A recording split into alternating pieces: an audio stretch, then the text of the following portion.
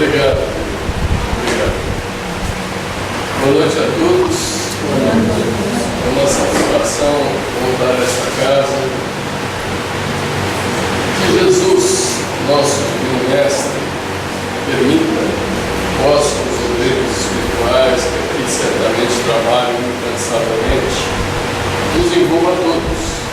E a mim, particularmente, auxilie para que eu possa vos falar da mensagem preparada para esta noite.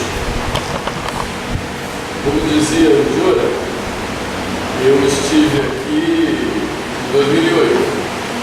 Em 2009, eu tive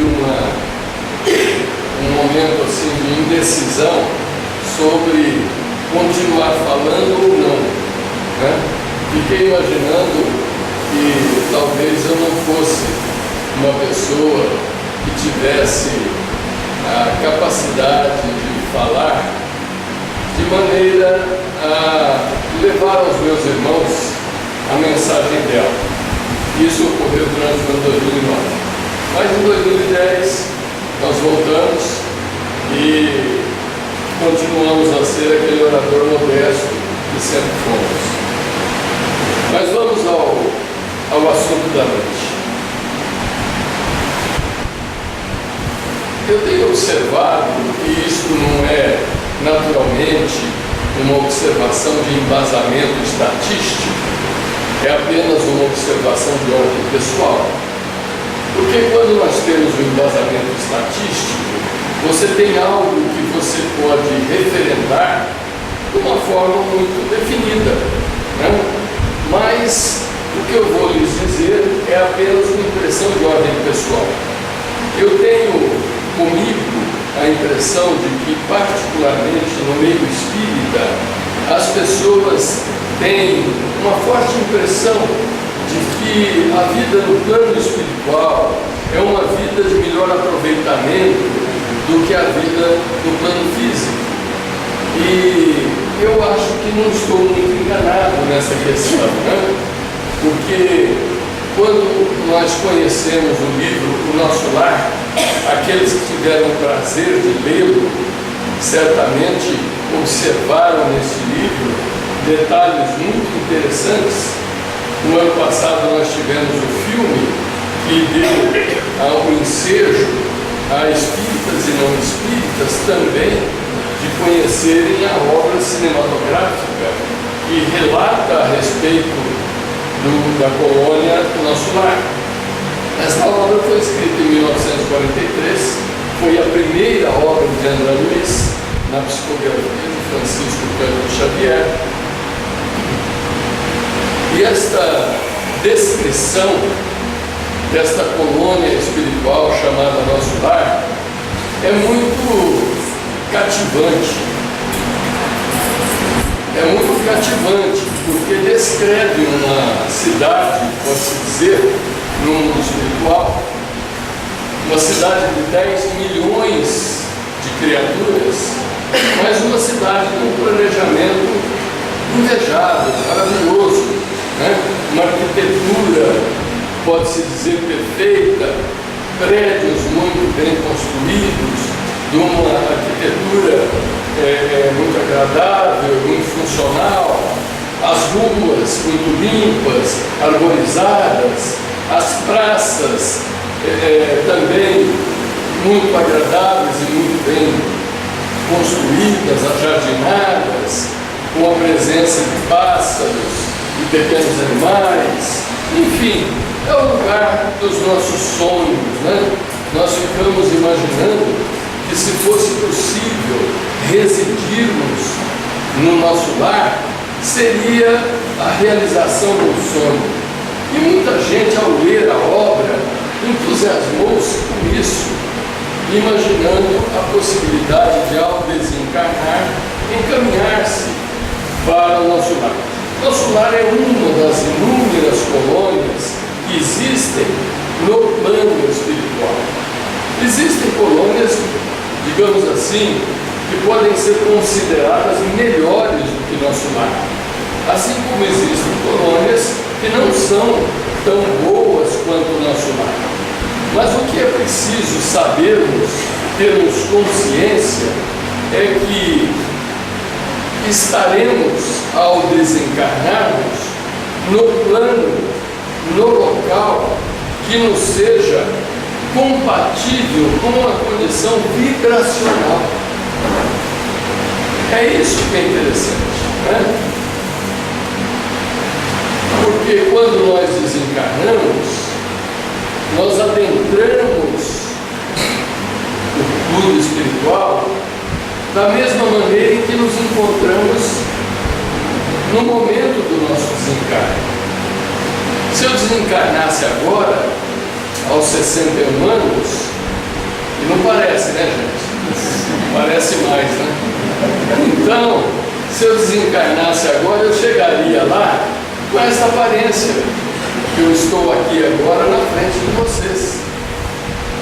E lá, certamente, eu me situaria aonde o meu status vibracional me colocasse. E quem é que sabe do meu status vibracional? Porque quando olhamos uns aos outros, nada enxergamos além do arcabouço físico. Conhecemos as atitudes das pessoas, mas julgamos-las segundo o que nos aparenta. Tem uma afirmativa que diz que existem 3 aspectos na nossa manifestação. O primeiro é aquilo que realmente nós somos. O segundo, aquilo que pensamos ser. E o terceiro, que as pessoas veem em nós. É que nem goiabada, é 3 em 1, né? Mas a realidade nossa, se nós formos honestos conosco mesmos, nós seremos capazes de nos dar conta do que realmente somos. Do que somos, não quem somos. Porque quando nós dizemos quem somos, nós estamos nos referindo à personalidade. E a nossa personalidade, ela é transitória. Ela não é definitiva. Eu não sou João Paulo para a eternidade. Eu sou João Paulo numa temporalidade. Eu sou João Paulo durante o período de anos que vai compor esta minha encarnação, mais um outro período de anos que vai compor a minha estada no mundo espiritual após o meu desencarne como João Paulo. O João Paulo vai morrer? Vai. No dia que eu estiver lá no mundo espiritual, após 50, 60, 80 anos, não sei por quanto tempo ficarei lá, e a espiritualidade que cuida dos reencarnes chegar em mim e dizer assim: João, você agora vai reencarnar. A partir do meu próximo reencarne, o João Paulo morreu e nasce uma nova personalidade.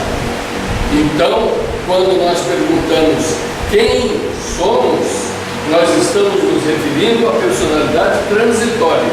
Agora, quando perguntamos o que somos, somos espíritos a caminho da perfeição. Como diz a questão do Livro dos Espíritos, do número 132. Qual a finalidade da reencarnação? Levar o homem à perfeição. Essa é a nossa finalidade da reencarnação.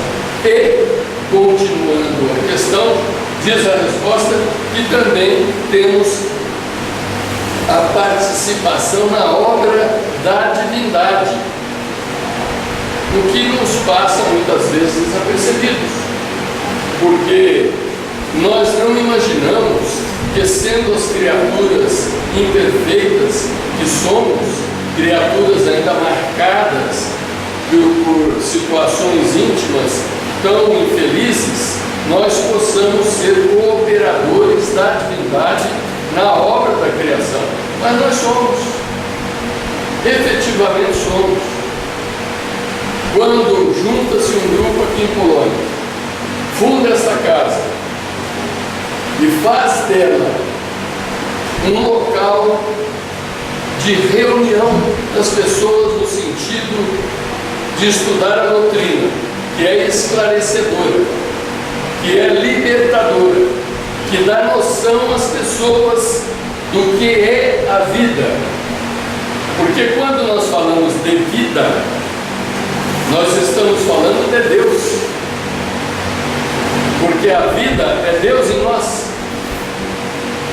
Nós somos imortais porque Deus nos anima. Somos filhos de Deus. A centelha da divindade em nós habita. Então, nós somos a vida. E a vida está em nós. E nós somos copartícipes da divindade. Porque, como dizia, ao fundarmos uma casa como esta, ou qualquer outra, de qualquer conotação religiosa, em que se ensine a amar a Deus e fazer o bem ao próximo, esta é uma instituição na obra de Deus. E todo aquele que vive e esforça-se por viver o bem, está participando definitivamente da obra da divindade. Então, tudo o que compõe uma casa que dedica-se ao próximo está no contexto da obra da divindade. Então, como eu dizia, quem lê ou quem leu o Nosso Lar encontra lá essa descrição maravilhosa desta colônia espiritual. Mas o que é importante? O que é mais importante? É estarmos encarnados ou estarmos desencarnados? Muitos julgam que estar desencarnado é uma oportunidade também de aprendizado. É uma oportunidade de trabalho. É uma oportunidade, enfim, de crescimento. Não tem dúvida que é. Mas a comprovação, a constatação, a cristalização, a verdadeira edificação do Espírito só se dá quando ele está encarnado. E pela misericórdia divina não se lembra do seu passado. Porque se hoje eu sou uma criatura não muito correta, vamos dizer assim, eu sou uma criatura meia-boca, para usar no termo bem popular, o que terei sido eu em vidas passadas? Certamente esta é a nossa melhor encarnação, e esta é a encarnação em que apresentamos o que há de melhor em nós. Então, se alguém ainda tem dificuldade de viver o bem, de viver o Evangelho de Jesus, tenha certeza, todos nós temos esta dificuldade, mas é a dificuldade que nos desafia para que nós possamos realmente empreendermos uma encarnação com proveito. Como dizia o Jura na sua oração, todos nós temos uma imaginação com relação à vida que é interessante. E se houver alguém aqui que não pensa da forma que eu vou dizer, eu acredito que é uma exceção à regra.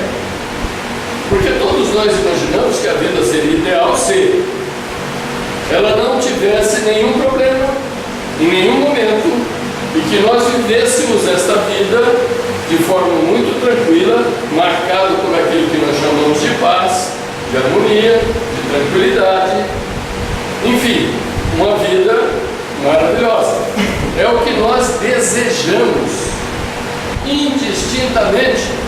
Mas eu digo a vocês que se a nossa vida fosse possível pautar-se por este critério de nada haver de ruim que pudesse nos perturbar, do berço ao túmulo, quando chegássemos ao túmulo, teríamos chegado da mesma maneira que iniciamos a nossa vida.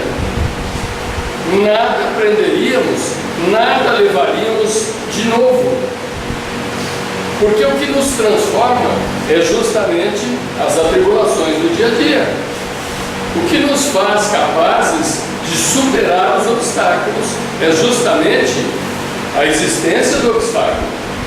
Porque quem não vive a experiência não sabe como contornar a dificuldade. Então, a nossa vida na didática divina, como eu costumo dizer, para a nossa evolução, é sábia e verdadeira. Então, quando nós vamos examinar então a questão do que é, na analogia que nos é possível fazer, o que é mais importante? Estarmos encarnados ou desencarnados?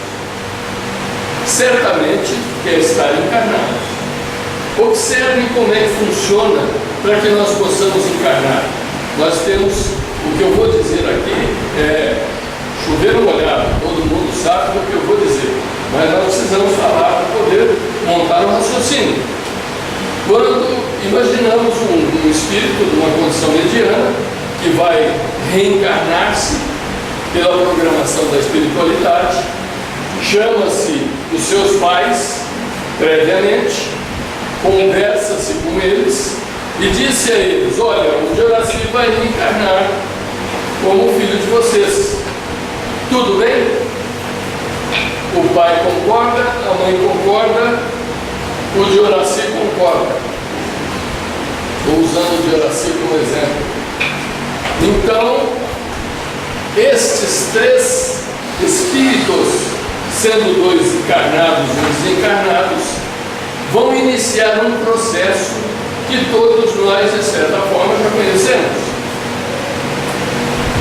Existe aquele momento em que ocorre a fecundação, né? O esperma fecunda o óvulo, a mulher engravida, o espírito reencarnante sofre um processo redutório, vincula-se ao corpo da mãe, não necessariamente inicialmente ao feto, mas ao corpo da mãe, e ali permanece durante 9 meses, enquanto o feto se desenvolve.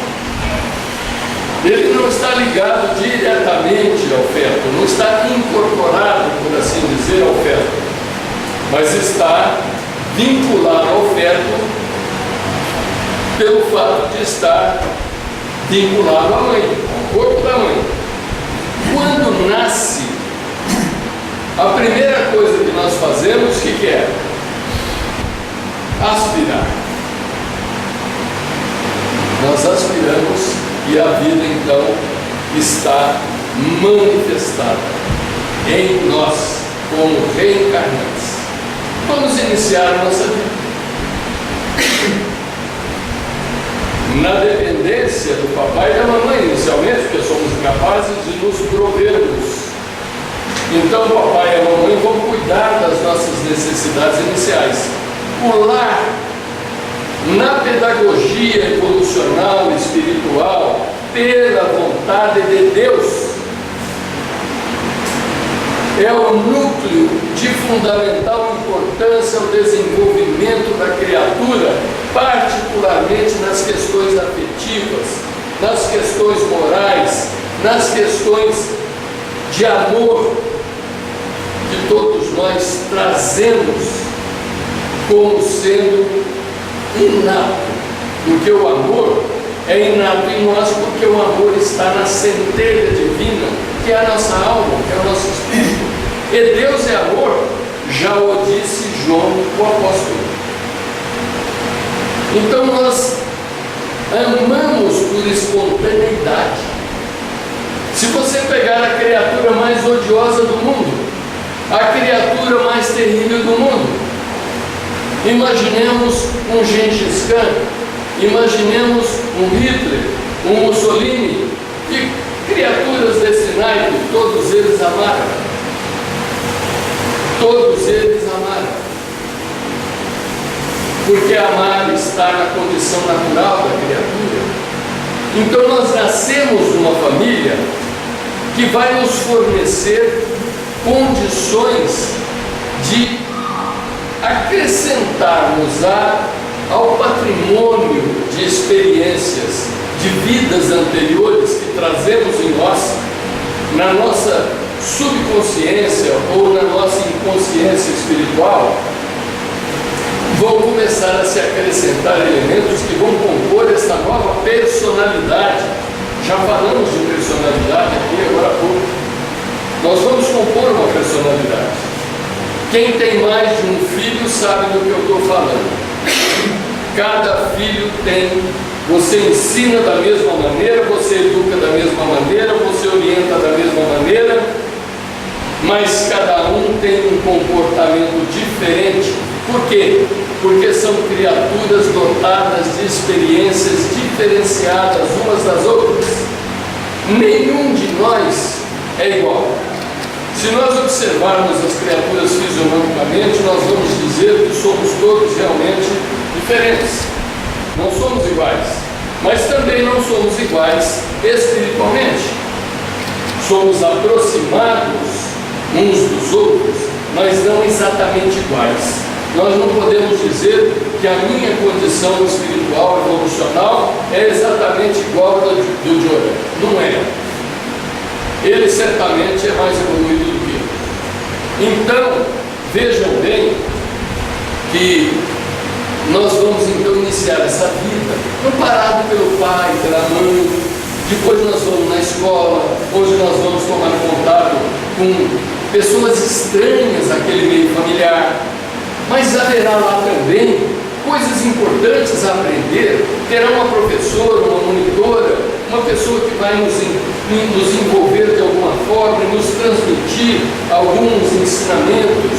As crianças da nossa faixa etária, que também vamos experienciar essa relação, enfim, nós vamos viver a infância, viver a juventude, e depois da juventude nós vamos para a universidade, muitos de nós vão se formar, vai ter um diploma de nível superior, outros não, mas cada um haverá de tornar-se adulto, e tornando-se adulto nós vamos começar a nos sentir atraídos pelo sexo oposto, né?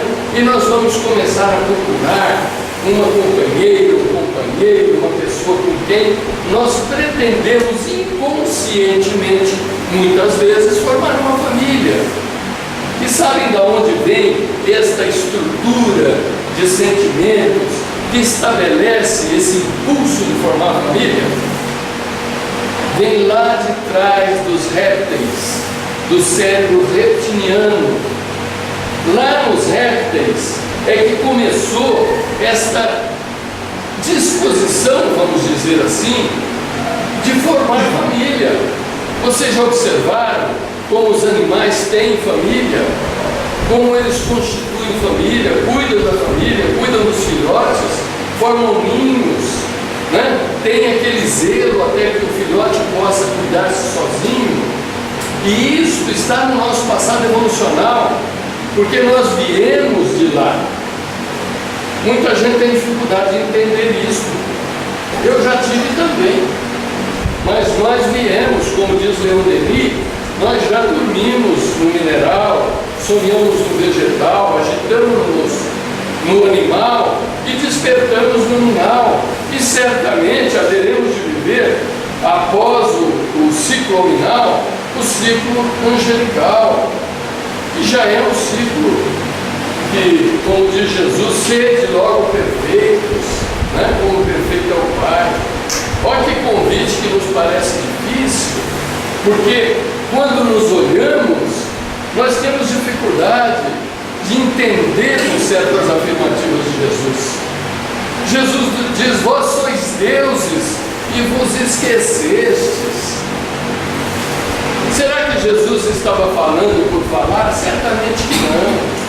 Jesus sempre soube o que dizia, mas sabia também que nós haveríamos de chegar a um momento em que estaríamos sendo despertos para a possibilidade de compreender o que ele disse. Porque ele disse tantas coisas importantes e fundamentais ao nosso desenvolvimento, que eu imagino que daqui a 1000 anos nós ainda vamos pegar o Evangelho, vamos lê-lo e vamos descobrir ensinamentos maravilhosos que o Mestre nos legou e nós não nos apercebemos. Vocês querem ver um exemplo? A gente quando dá a gente recebe. Quando a gente ensina, a gente aprende. Não tenham dúvida disso. Ninguém pode dizer eu sou professor, porque não é. Eu sou mestre, porque não é. Nós somos todos aprendizes, somos todos alunos. E eu, há pouco tempo, dando uma aula lá na nossa casa, no Francisco de Assis, falando sobre uma passagem do Evangelho, me veio uma revelação que eu achei maravilhosa e agradeci muito por tê-la recebido intuitivamente, porque isso não fui eu que descobri. Alguém que, observando o meu esforço em falar sobre aquele assunto, apiedado de mim, me inspirou a significação. Todos nós conhecemos aquela parábola do talento, né? Conhecem a parábola do talento?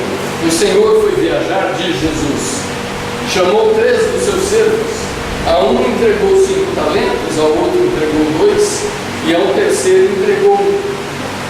Quando voltou da viagem, chamou os seus servos para que prestassem conta. Chamou primeiro aquele a quem deu 5 talentos. Talento, para quem não sabe, é uma moeda da época de Jesus, é um dinheiro, uma riqueza material. Portanto, tem a representatividade nos ensinamentos de Jesus de riqueza espiritual. Porque Jesus, mesmo quando falou das coisas materiais, em verdade, ele queria nos falar das coisas espirituais. Porque Jesus não veio aqui para falar de coisas materiais. Ele veio e disse: vós sois daqui, eu não sou. Ou seja, quando então o Senhor chama o servo de 5, que ele entregou 5 talentos, o servo devolve a ele 10. Conseguiu com 5 ampliar para 10. E o Senhor diz a ele, elogia-o, dizendo que ele é um servo que merece receber outros tantos, porque é um servo fiel e justo. Chama-o de 2 talentos, ocorre a mesma coisa. É chamado de servo bom e fiel. E quando chama de 1 talento? É interessante que na passagem do Evangelho, muitas vezes nós deixamos passar desapercebido, o servo diz ao seu senhor de forma ousada, porque nós que somos, muitos de nós, eu, por exemplo, fui empregado a vida inteira, né? Então eu sempre tive muito respeito pelo meu gerente, pelo meu chefe, e tem coisas que eu não diria a ele. Mas eu achei que no Evangelho, esse servo de 1 talento, ele foi ousado. Ele vira para o Senhor e diz assim: o talento que me destes, eu enterrei, e aqui está o que me entregastes. E o Senhor o recrimina, dizendo que ele devia ter pelo menos entregado ao banqueiro para que rendesse alguma coisa, e não enterrado. E ele então, para se justificar, diz ao seu senhor: sabendo que vós colhes onde não semeias, que ceifas onde não plantas, enterrei o talento para vos devolver o que me entregastes. E esta passagem sempre me intrigou. Sempre me intrigou. E eu queria entender essa passagem. E nesta aula, falando sobre esta passagem, eu tive a inspiração do entendimento. Porque nesta questão da nossa existência, voltando ao que eu disse sobre a questão das nossas personalidades transitórias, o eu é o espírito, o ego é a personalidade, o ego é transitório. Em cada encarnação nós temos uma personalidade, nós temos um ego. Quem é este servo que se posta diante do Senhor. É a personalidade que se posta diante do eu. Vejam bem, estamos diante de nós mesmos, a nossa personalidade diante da nossa alma. Porque quem semeia, quem colhe, quem planta, quem faz o trabalho, não é o espírito, é a personalidade. Ou não é? É sempre a nossa personalidade. A personalidade que compomos em cada uma das nossas encarnações é que trabalha. Mas trabalha para quê? Para multiplicar o talento. E o que é o talento? É a riqueza íntima que nós vamos construindo a cada encarnação. A cada encarnação. E a quem pertence essa riqueza? Essa riqueza pertence à personalidade? Não, porque a personalidade é transitória. Assim como os bens materiais não nos pertencem,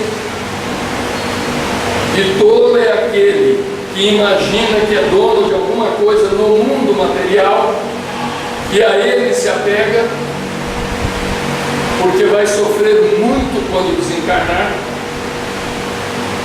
Então, o proprietário verdadeiro é o espírito, mas quem trabalha é o ego, é a personalidade.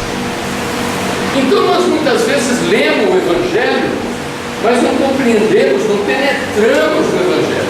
Existem inúmeras outras passagens, não vamos aqui ficar escorrendo-as.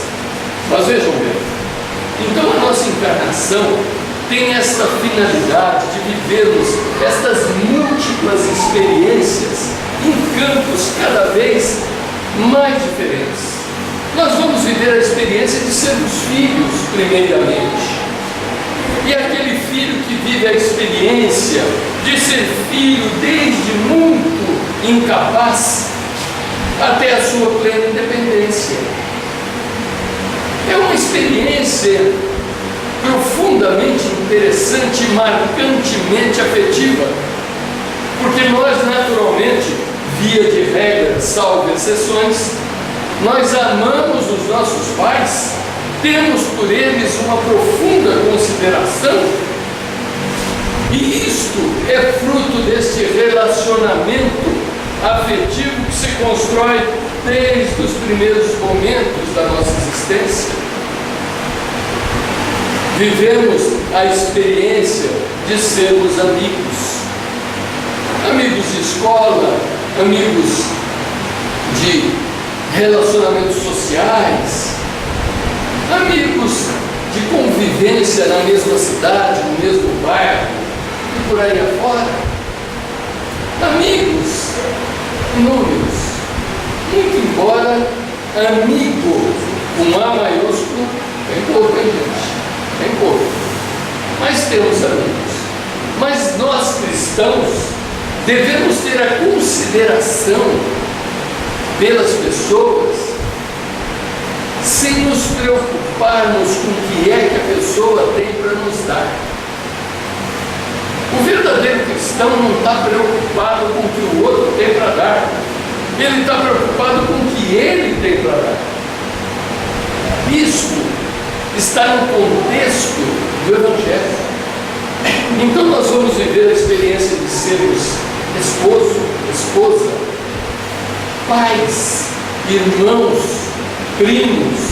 São inúmeras as experiências que nós vamos viver, e em cada uma delas nós vamos aprender coisas de fundamental importância.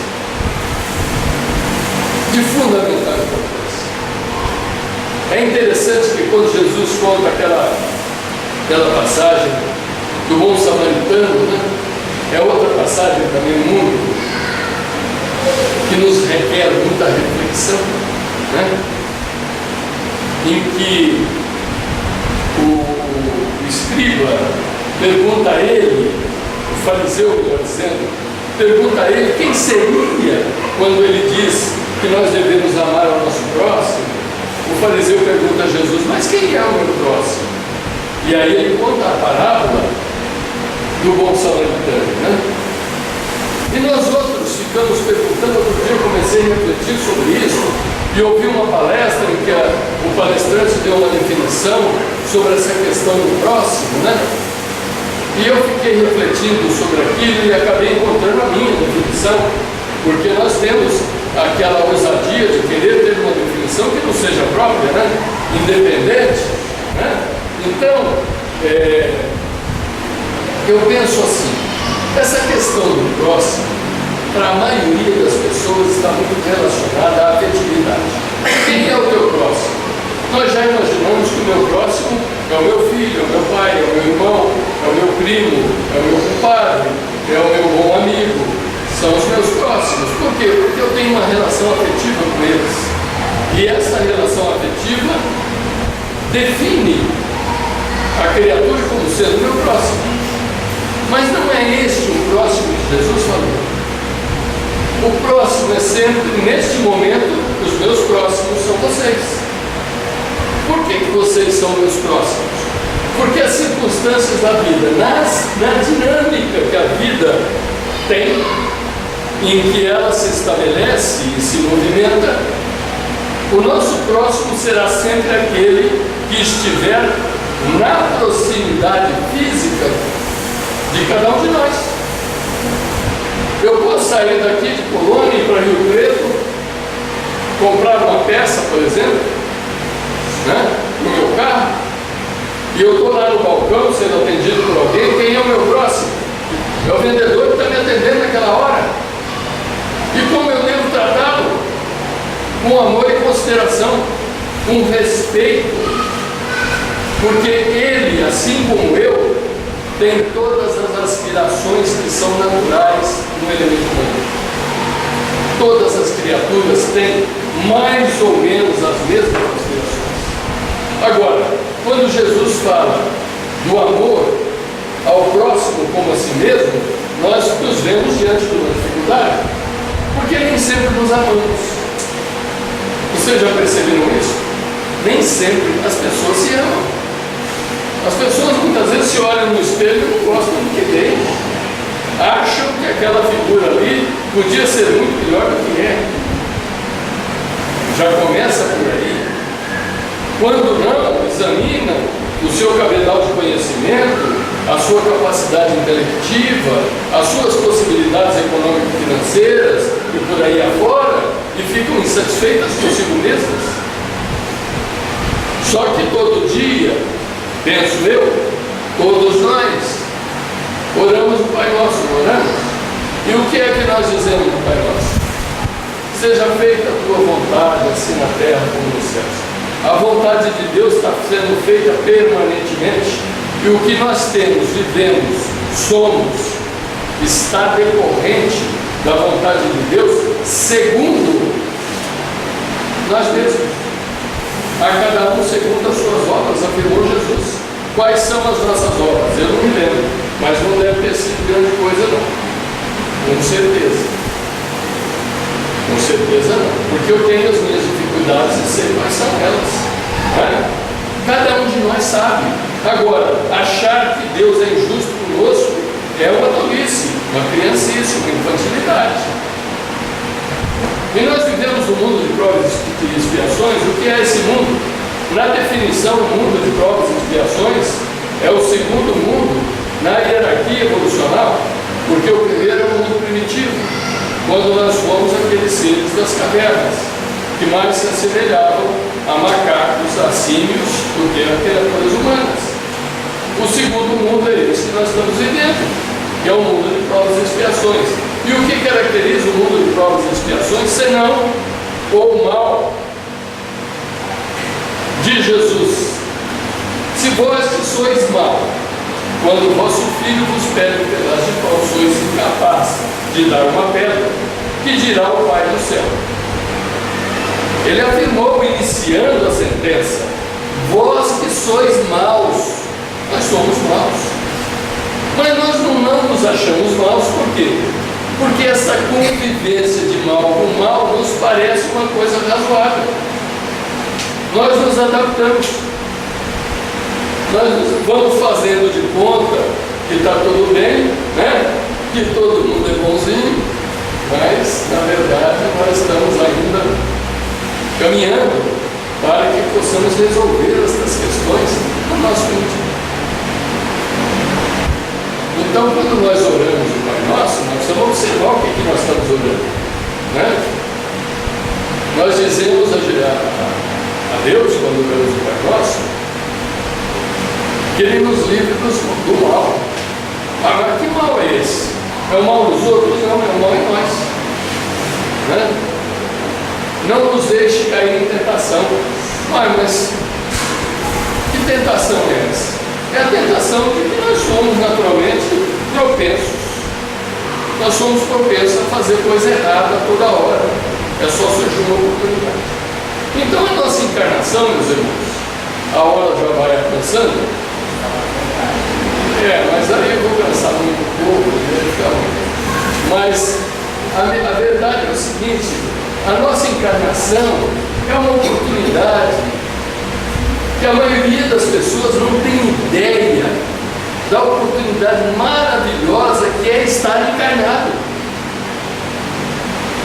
É maravilhosa essa oportunidade. É uma oportunidade ímpar. Jesus diz assim: reconcilia-te com o teu irmão enquanto estás em caminho com ele. Quantas vezes nós observamos no núcleo familiar ou fora dele uma criatura com quem nós temos dificuldades? Eu acho que se nós tivermos um pouquinho de boa vontade, essa dificuldade acaba.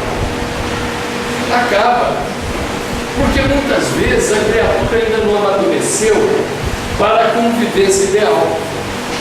Mas quem já amadureceu para a convivência ideal deve praticá-la. E como é que nós praticamos? Através da tolerância. Através da tolerância. Eu faço uma separação para que a gente possa entender didaticamente essas questões. Eu digo assim, que o que nos atrapalha são os filhos e as filhas do egoísmo. E o que nos ajuda são os filhos e as filhas do amor. Mas é muito mais fácil, já que o amor é Deus em nós, é muito mais fácil eu ter a disposição e a boa vontade de viver o amor do que de eu viver os filhos e filhas do egoísmo. Porque quando eu quero só para mim, eu estou sendo egoísta. Quando eu entendo que a minha mulher é minha propriedade, eu estou sendo egoísta.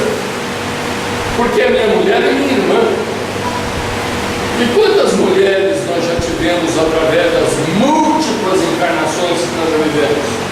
E quantos filhos? E quantos irmãos? E quanto sogro? E quanta sogra?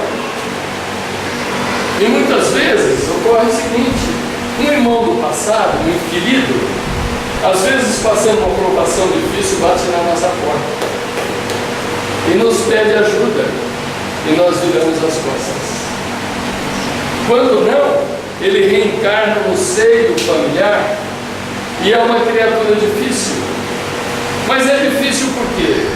Porque nós ainda não fomos capazes de amá-lo o suficiente para libertá-lo.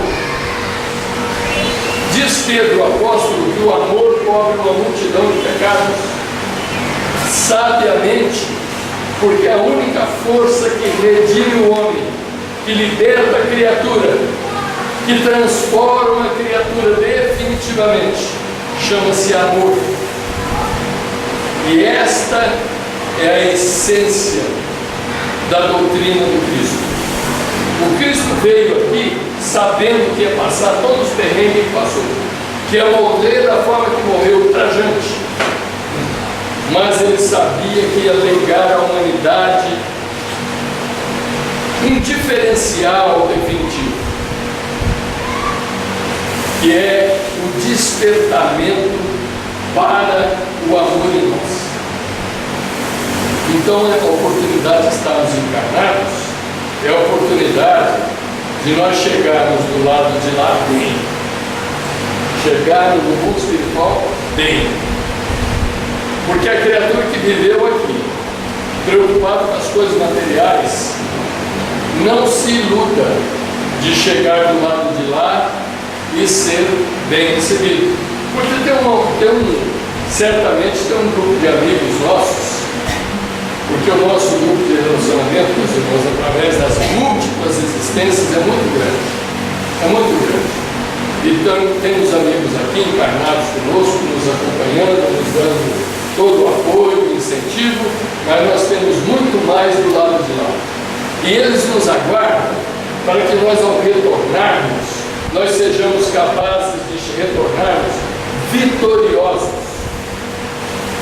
Vencemos as nossas dificuldades e chegamos lá vitoriosos.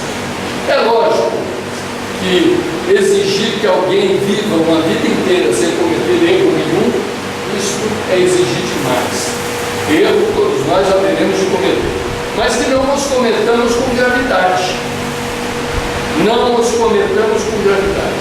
Porque o que é difícil e lamentável é nós retornarmos do lado de lá e esse grupo de amigos chegar e dizer para nós assim: poxa, fulano, você falhou. Você tinha que ter feito as coisas desta forma e você fez daquela. Você deixou-se seduzir pelas coisas do mundo. E Jesus diz assim: de que vos vale ganhar-vos o mundo e perderdes a vossa alma. Está cheio de gente que não está se preocupando com aquilo que o Evangelho traz, porque não lhes convém. Não lhes convém. Para encerrar, eu vou citar aqui uma passagem de um autor chamado Beto Roder, com relação a esse nosso apego à materialidade. Ele diz assim: aquele que tem e sabe ter, pode ter. Aquele que tem e não sabe ter, não deve ter. Porque aquele que tem e sabe ter, é senhor do que tem. Aquele que tem e não sabe ter, é escravo do que tem. Aquele que não tem, mas ambiciona ter, é escravo do que não tem. Sabe as palavras, né? O Cristo diz que é mais fácil um cabelo passar no mundo de uma agulha do que um rico entrar no reino dos céus. E nós, a maioria de nós, se regozija, né? Fica feliz, satisfeito ao ouvir isso do Cristo, né? Porque são poucos os ricos, e quanta inveja nós temos daqueles ricos, achando que a riqueza resolve os problemas deles, e não resolve. Está cheio de rico infeliz, né? A riqueza nunca trouxe felicidade para ninguém, mas o Cristo nunca foi contra a riqueza. O problema da riqueza é saber ter, não ser mesquinho, é ser generoso, é ser fraterno, usar o que tem a benefício do próximo, né? Mas nem sempre isso acontece, infelizmente, para aquele que possui o que todos nós temos um profundo desejo de ter, né? Mas que ai daquele que tem e não sabe ter, né?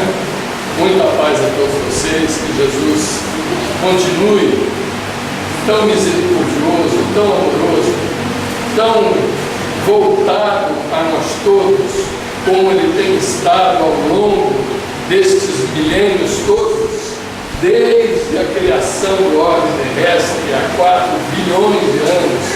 Ele tem estado atenciosamente cuidando das nossas vidas. Muita paz a você.